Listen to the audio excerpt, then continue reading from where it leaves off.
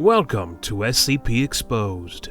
Today, we bring you Keter Class Subject Number 2662, those affiliated with the occult widely refer to it as Cthulhu.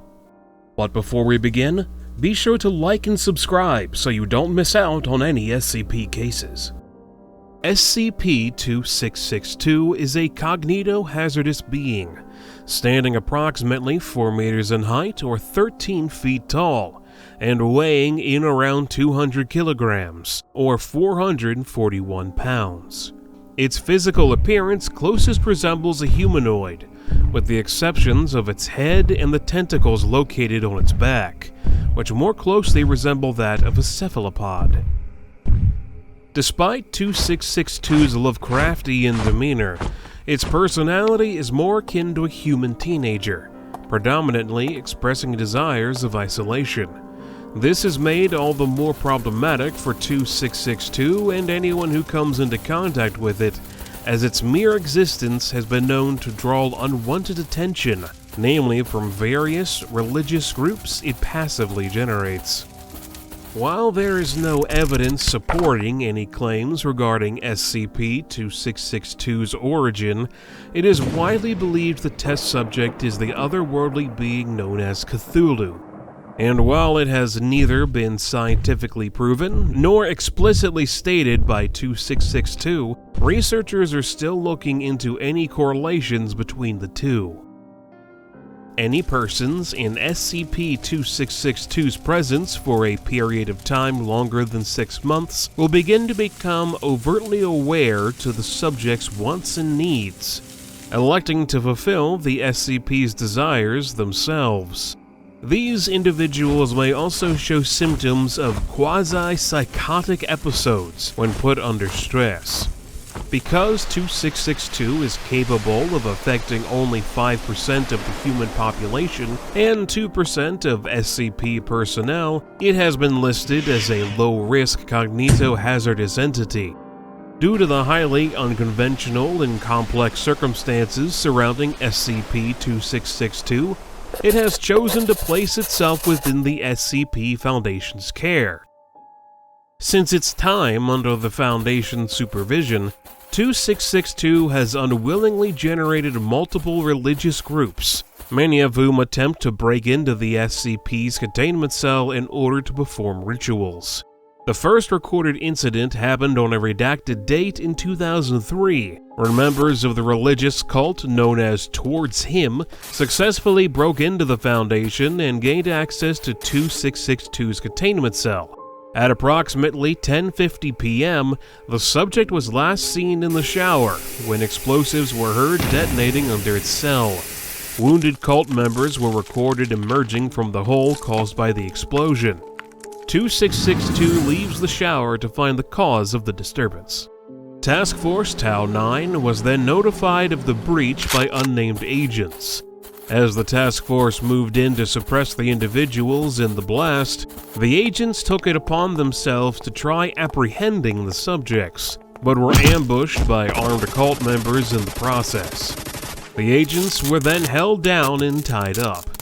Afterwards, the cult members were then recorded entering SCP-2662's cell, where they began to perform various graphic ritualistic acts around and on the test subject, much to its displeasure. Task Force Tau 9 arrived to 2662's containment cell shortly after, where they suppressed the cult members and rescued the agents. The SCP was then relocated to a temporary containment cell in a new location until the damages were repaired. 2 years later, a new group, the Betrothed, also managed to gain entry to SCP-2662's containment cell. At 8:24 in the morning, during 2662's breakfast, an unknown researcher was recorded entering its cell with 2 armed security officers holding a piglet. The researcher then began to sacrifice the piglet in front of the SCP. Task Force Tau 9 was immediately notified of a containment breach. Even after the SCP seemed unreceptive to the slaughtered pig, the researcher continued sacrificing it and threw the carcass on the table in front of 2662. Finally, the SCP asks the researcher to stop, and one of the armed security guards that entered the room with her executes her. The two guards then ate the dead researcher. After Task Force Tau 9 arrived, the security guards were detained, and SCP-2662 was once again relocated to a temporary containment unit. After investigation, it was discovered the researcher and security guards in 2662's cell that day were members of the Betrothed, posing as staff personnel. The actual staff members were never found. In 2014, at 4:07 a.m., an incident occurred in SCP-2662's cell.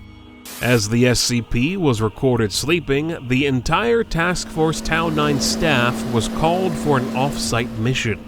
The task force left, but left 4 of its members behind to keep watch on 2662, breaking protocol in the process.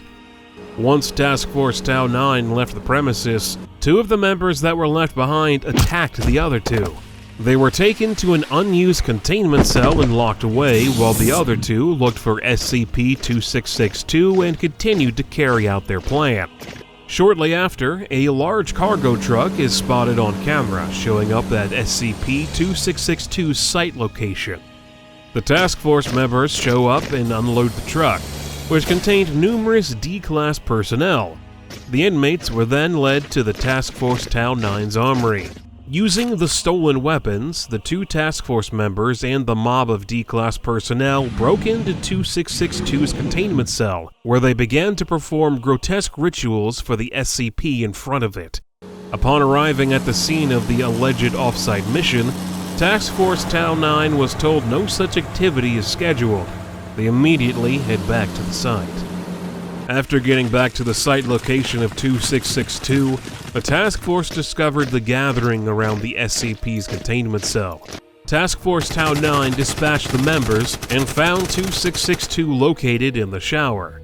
Upon further review after this particular incident, SCP-2662 has since been rebranded from a Euclid class to a Cater class, signifying it as a higher risk of liability. It was later revealed the prolonged exposure to the test subject had brainwashed 2 of the Task Force Tau 9 members and several D-Class personnel, causing them to fabricate a plan to lure the task force away to help 2662 escape. To this day, SCP-2662 remains within the walls of the Foundation, away from the outside world.